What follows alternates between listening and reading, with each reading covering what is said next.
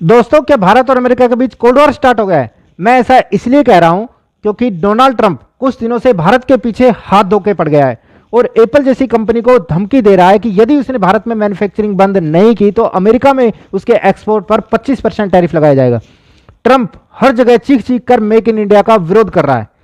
लेकिन अब बात यह आती है कि ट्रंप तो मोदी के बहुत अच्छे मित्र थे, आई लव इंडिया बोलता था, फिर अचानक ऐसा क्या हुआ जो मेक इन इंडिया का विरोध करने लग गया? दोस्तों, इसकी जड़ तक जाने के लिए आपको 1972 के साल में जाना होगा। उस समय अमेरिका में जनसंख्या बहुत कम थी और वो उद्योग जगत की पहली पसंद था। अमेरिका में 1972 के समय मजदूर बहुत कम थे और जो थे वो बहुत ही महंगे थे और भारत पाकिस्तान युद्ध की वजह से अमेरिका के भारत से संबंध पहले ही बिगड़ चुके थे। ऐसे में अमेरिका ने चीन से संबंध ठीक किए और अमेरिकी कंपनियों ने अपना प्रोडक्शन यूनिट चीन में शिफ्ट कर दिया, जहां मजदूर बहुत सस्ते थे। इससे अमेरिकी कंपनियों ने चाइना में अरबों का इन्वेस्ट किया और खूब पैसा कमाया। इन कंपनियों की वजह से चीन का कल्चर बिल्कुल बदल गया। चीन के लोग स्किल्ड हो गए और आज आप चीन को देख ही रहे हो। हालांकि अमेरिका को आज उस बात का अफसोस है और अब अमेरिका में आबादी काफ़ी तेजी से बढ़ रही है, जिसके साथ साथ बेरोजगारी भी बढ़ रही है। अमेरिका चाहता है कि एप्पल जैसी सभी कंपनियां चीन से उठकर अमेरिका में वापस आ जाएं। मगर ये कंपनियां जानती हैं कि अमेरिका में मजदूरी बहुत महंगी है, वहीं भारत में मजदूरी चाइना और अमेरिका के मुकाबले बहुत सस्ती है। ऐसे में अमेरिका के लिए उसकी कंपनियां सिरदर्द बन चुकी हैं और वो फायदे के आगे देश को नहीं देख रही। इसी कारण अमेरिका को ये डर सताने लगा है कि चीन वाली गलती भारत के संदर्भ में भी ना हो जाए। कल पता चले कि भारत भी अमेरिका के पर्वतों के लिए चुनौती बन गया है। अमेरिका इस खतरे को देखते हुए अब पहले से तैयार रहना चाहता है और इसलिए अब अमेरिका में सरकार चाहे किसी की भी आए, वो हमारे लिए खतरा ही रहेगी। डोनाल्ड ट्रंप आज भी जो बाइडेन के मुकाबले बहुत अच्छे हैं। जो बाइडेन के समय जो हो रहा था वो डरा देने वाला है। ट्रंप और बाइडेन में जो अंतर आया है वो नैतिकता का है। ट्रंप सामने से हमला कर रहा है, जो बाइडेन छिपकर कर रहे थे। बाइडेन भारत में अराजकता फैलाना चाहता था, इसलिए वो भारत के विपक्षी नेताओं के जरिए उल्टे सीधे बयान और आंदोलन करवा रहा था।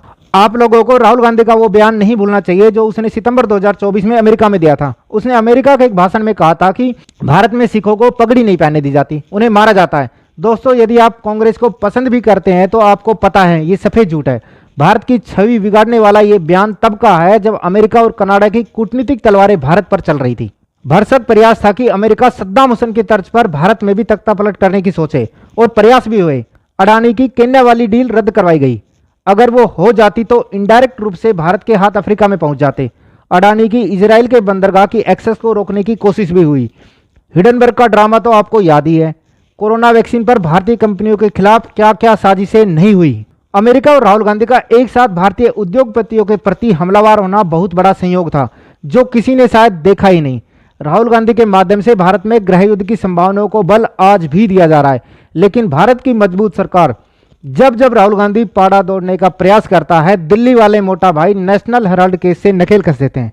दोस्तों, ये तो अपने देश की बात है, राहुल गांधी तो कंट्रोल हो जाएगा, लेकिन अमेरिका सरकार की खुन्नस अपनी जगह हमेशा बनी रहेगी। वो प्रयास करेगी कि अमेरिका की जगह कोई अन्य देश प्रभावशाली ना बने और इसके लिए हम सभी देशवासियों को सतर्क रहना होगा और हमें इंश्योर करना होगा कि किसी भी चाइनीज और अमेरिकी आइटम्स का कम से कम यूज करें। इसके लिए सबसे ज्यादा हमारे व्यापारियों को ध्यान देने की जरूरत है कि वो किसी भी अमेरिका और चाइनीज की वस्तुओं को ना बेचें। हम सबको राजनीतिक और आर्थिक तौर पर मजबूत बनना होगा और इंश्योर करना होगा कि जातियों में ना बटें, दंगे ना करें और निरंतर धंधों को विकसित करने पर ध्यान दें। सरकारों से नौकरी की जगह उद्योगों की मांग करें, नौकरी अपने आप पैदा हो जाएगी। दोस्तों, आपकी इस बारे में क्या राय है कमेंट में जरूर बताएं और अगर आपने अभी तक मेरे चैनल को सब्सक्राइब नहीं किया है तो चैनल को सब्सक्राइब कर बेल आइकन को प्रेस कर लें और वीडियो को लाइक करना ना भूलें। जय हिंद दोस्तों।